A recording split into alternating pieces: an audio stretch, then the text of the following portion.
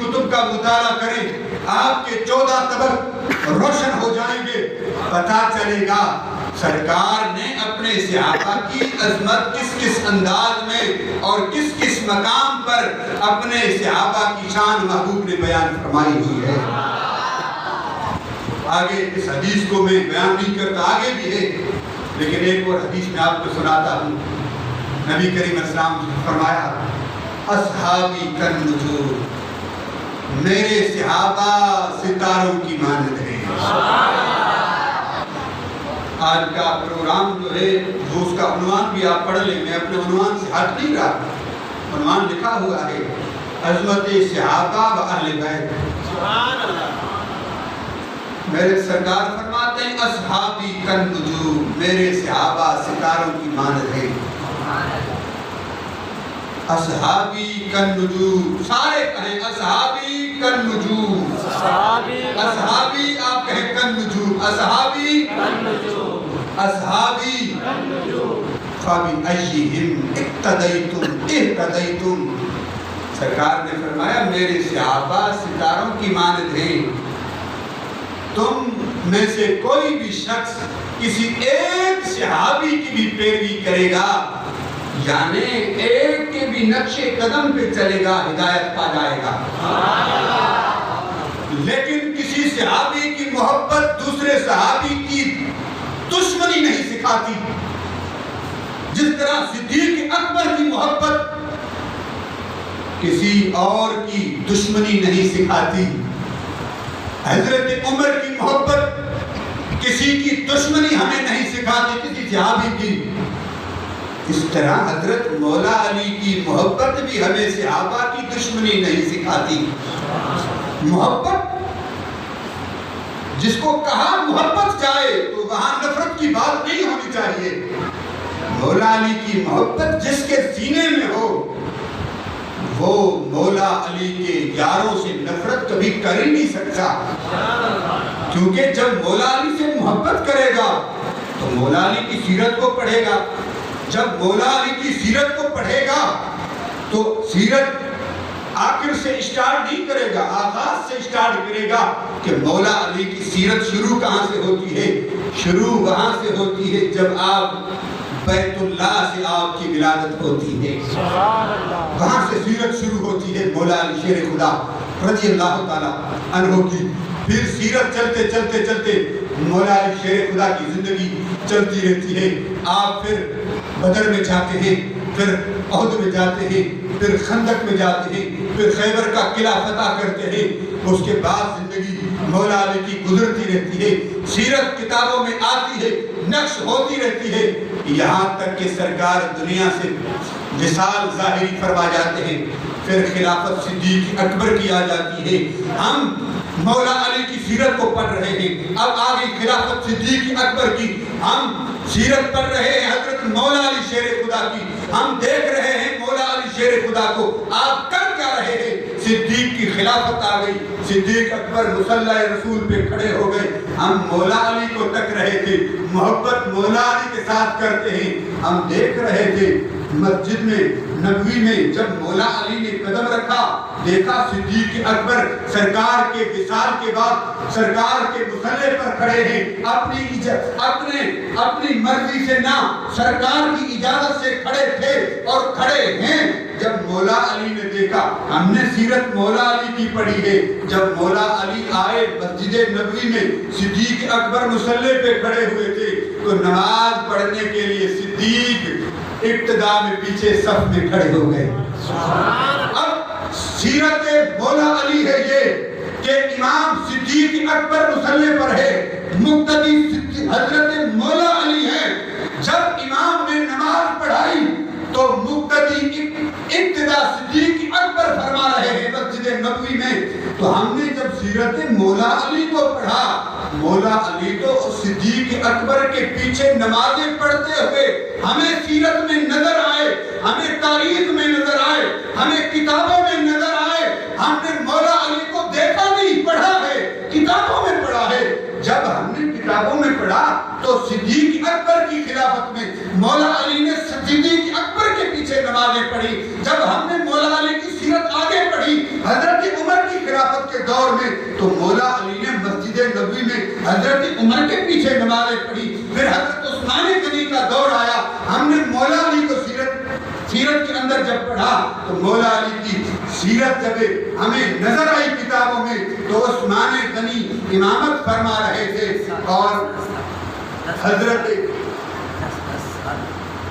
حضرت مولا علی شیر خدا پیچھے نمازیں پڑھ رہے تھے. سائیں فرما رہے عرصہ کتنا پڑھی؟ عرصہ 2 سال 4 مہینے 13 دن حضرت صدیق اکبر کی خلافت رہی اور مولا علی پیچھے صدیق اکبر کی نمازیں پڑھتے رہے. سبحان اللہ. اب یہاں سے آپ نکتہ سمجھیں, جس مولا علی شیر خدا نے اتنا عرصہ ان خلفائے ثلاثہ کے پیچھے نمازیں پڑھی ہوں اور ان خلفائے ثلاثہ کے بارے میں بات کی جائے اور انہیں کچھ کہا جائے, میں نے کہا پھر تو مولا علی کی نمازوں پر شک ہم کر بیٹھیں گے. جب یہ دین غلط تو ان کی امامت غلط, جب ان کی امامت غلط پیچھے مقتدیوں کی نماز غلط, جب مقتدیوں کی اب کوئی امام یہاں پڑھاتا ہو اور اس کا عقیدہ ٹھیک نہ ہو, مجھے بتائیں پیچھے پڑھنے والوں کی نماز ہوگی؟ نماز ہوگی کسی کی؟ جب ان کا عقیدہ امام کا ٹھیک نہیں ہے تو مقتدی کی نماز کیسے ہوگی؟ مولا علی نمازیں پڑھ رہے ہیں, محمد صدیق و عمر اور صدیق اکبر نے 2.5 سال, حضرت عمر نے 10 سال نمازیں پڑھائی, خلافت کو سنبھالا اور حضرت عثمان غنی نے تو 12 سال 6 مہینے پورے خلافت کو سنبھالا اور مسجد نبوی میں اور کوئی دربار نہیں تھی ان تینوں خلفاء کی اور چاروں خلفاء کی. مولانا شیر خدا نے بعد میں تو کوفہ میں دار الخلافہ بنایا, لیکن 3 خلفاء ثلاثہ نے تو مسجد نبوی کوئی مدینہ منورہ کو دار الخلافہ بنایا, مسجد نبوی پر بیٹھتے رہے, کوئی باہر آج کے صدر کی طرح یا وزیر اعظم کی طرح باہر بھوکے نہیں تھے, وہ چٹائی پر بیٹھتے تھے, نماز کا ٹائم ہوتا مصلی پہ کھڑے ہو کے نمازیں پڑھاتے تھے. تو ساری زندگی انہوں نے مسجد نبوی میں امامت کر کے گزار دی اور نماز پڑھنے والے جتنے بھی آتے تھے پیچھے ان خلفاء ثلاثہ کے پیچھے نماز پڑھتے تھے اور نماز ادا کرتے تھے. کوئی بندہ ان خلفاء ثلاثہ کے دور میں کسی اور جگہ کسی کی نماز نہیں دکھا سکتا کہ ان تینوں کو چھوڑ کر ان کی امامت پر کوئی اعتراض کر کے, ان کی نماز پر کوئی اعتراض کر کے کسی جگہ پر لوگوں نے نمازیں پڑھی ہو. نہیں, تمام صحابہ نے مدینہ منورہ میں جب بھی نمازیں پڑھی مسجد نبوی میں ہی پڑھی اور ان 3 خلفاء ثلاثہ کے پیچھے ہی نمازیں ادا فرمائیں. اب بات پیچھے کی طرف چلتے ہیں. اپنا من کیسے صاف ہوگا؟ ایک اللہ کے ذکر سے, دوسرا نماز سے. پھر بھی شک ہے کہ نماز پڑھتے ہیں ہمارا من پاک ہوا یا نہ, ہماری دل ستھری ہوئی یا نہ, شک ہے. پھر بھی کوئی گارنٹی کے ساتھ نہیں کہہ سکتا کہ نہیں میں نے جو نماز پڑھی ہے, نماز پڑھنے سے میری دل صاف ہو گئی, نماز پڑھنے سے میرا من پاک ہو گیا, کوئی نہیں کہہ سکتا. لیکن جن کے دل اللہ کے رسول نے دھوئے ہوں, وَيُزَكِّيهِمْ, جن کو مدرسے میں محبوب نے پڑھا کر پاک بنا دیا ہو, ان کی پاکی میں کون شک کر سکتا ہے؟ اور یہاں دنیا میں معاذاللہ ان کی پاکی میں بھی شک کیا جا رہا ہے. لاہور میں پریس کانفرنس کرتے ہوئے تکیہ بازوں نے تکیہ باز چادر اڑا, جو اوڑھتے ہیں تکیہ کی چادر, انہوں نے اچھال کے پھینکی اور پریس کانفرنس میں سریعام کہنے لگے ہم تو 3 خلفاء کو مانتے ہی نہیں ہیں, ہم رضی اللہ عنہ ان کے آگے نہیں کہیں گے. ایک بل منظور ہونا تھا, اس کے حوالے سے بات کی گئی کہ ہم اس بل کو نہیں مانتے. کیوں کہ ان میں تو خلفاء راشدین حضرت صدیق و عمر عثمان و علی کے آگے رضی اللہ عنہ کی تاکید کی گئی ہے. اس بل میں ہم اس بل کو نہیں مانتے, ان کے آگے ہم رضی اللہ عنہ نہیں کہہ سکتے. آپ پریس ریلیز کو اٹھا کر دیکھ لیں. ہم نے کہا جب ہم کہتے تھے کہ یہ خلفائے ثلاثہ تو لوگ کہتے تھے تم جھوٹ بولتے ہو، منبر رسول پر تم غلط باتیں کرتے ہو، لیکن ہماری جو باتیں ہیں وہ سچ ثابت ہونا شروع ہو گئی۔ لوگوں نے اپنی زبان سے اقرار کر دیا ہم خلفائے ثلاثہ کو نہیں مانتے، ہم ان کے لیے نہیں کہہ سکتے رضی اللہ تعالی عنہ۔ میں نے کہا تم نہ کہو، لیکن رب کا قرآن تو ان کو رضی اللہ تعالی عنہ کہتا ہے۔ میں آپ کے سامنے ایک آیت شریف پڑھنے لگا ہوں، اس میں اللہ رب العزت نے اپنے محبوب علیہ السلام کے صحابہ کے بارے میں جو ارشاد فرمایا، اس سے آپ اندازہ لگائیں کہ میرے محبوب علیہ السلام کے صحابہ کو اللہ کی ذات بابرکات نے خود رضی اللہ عنہم کہا ہے، یعنی تمام صحابہ کے لیے اللہ نے فرمایا کہ میں ان تمام محبوب کے صحابہ سے خدا راضی ہوں۔ یہ سورۃ التوبہ ہے، آیت نمبر پورا 100، آیت نمبر پورا 100۔ یہ میرے ہاتھ میں اللہ کا قرآن ہے، ترجمہ کنز الایمان ہے، اور اس کو جمع کیا جامع القرآن نے، حضرت عثمان غنی نے۔ اگر حضرت عثمان غنی غلط ہے تو جمع کیا قرآن غلط ہے، اس لیے انہوں نے کہا جب جمع کیا ہوا عثمان غنی ہم مانتے نہیں، جمع کیے ہوئے قرآن کو مانتے نہیں، اور ہم اپنے بچوں کو حافظ قرآن بھی نہیں بنائیں گے۔ ہم نے کہا نہ بناؤ، ہمیں فرق نہیں پڑے گا، جو سنی قرآن کو مانتے ہیں وہی اپنے بچوں کو حافظ قرآن بنائیں گے۔ یہ میری بات نہیں، یہ سب کی بات ہے، سب کو پتا ہے حافظ قرآن کس زبان میں ہے، یہ اللہ کا قرآن ہے۔ رب العالمین نے ارشاد فرمایا والسابقون الاولون من المہاجرین الانصار والذین اتبعوہم بإحسان رضی اللہ عنہم ورضوا عنہ۔ یہ صحابہ کرام علی مردوان جو مہاجر ہیں ان کا اور جو انصار ہیں ان کے حوالے سے رب العالمین نے ارشاد فرمایا کہ جو سابقون میں سے ہیں، یعنی جو پہلے ایمان لائے،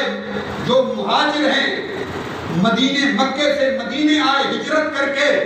اور جو انصار ہیں، انصار صحابہ جنہوں نے مدد کی ہجرت کرنے والوں کی، ان کو انصار کہا جاتا ہے، اور جو ہجرت کر کے آئے ان کو مہاجر کہا جاتا ہے۔ اللہ رب العزت نے ارشاد فرمایا جو پہلے ایمان سرکار پر لائے اور جو بعد میں لائے،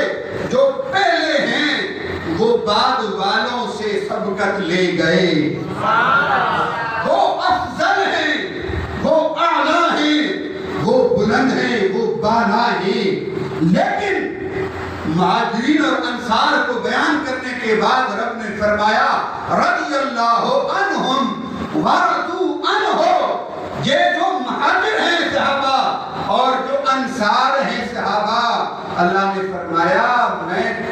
راضی مہاجرین سے بھی ہوں اور راضی میں تمام انصار سے بھی ہوں، یعنی جو رسول اللہ کے مہاجر صحابہ ہیں اللہ نے فرمایا ان سے بھی میں راضی ہوں، انصار سے بھی راضی ہوں، صرف میں ہی راضی نہیں ورضوا عنہ یہ بھی مجھ سے راضی ہیں۔ میں نے کہا تمہارے ماننے سے کوئی فرق نہیں پڑے گا، رب نے ان کو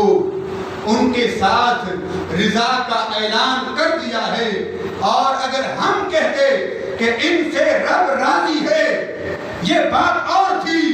لیکن اللہ رب العزت نے خود ہی فرما دیا کہ رضی اللہ عنہم میں خود ان سے راضی ہوں ورضوا عنہ، اور یہ مجھ سے راضی ہیں۔ یہ کل کی کہانی نہیں، یہ قرآن نازل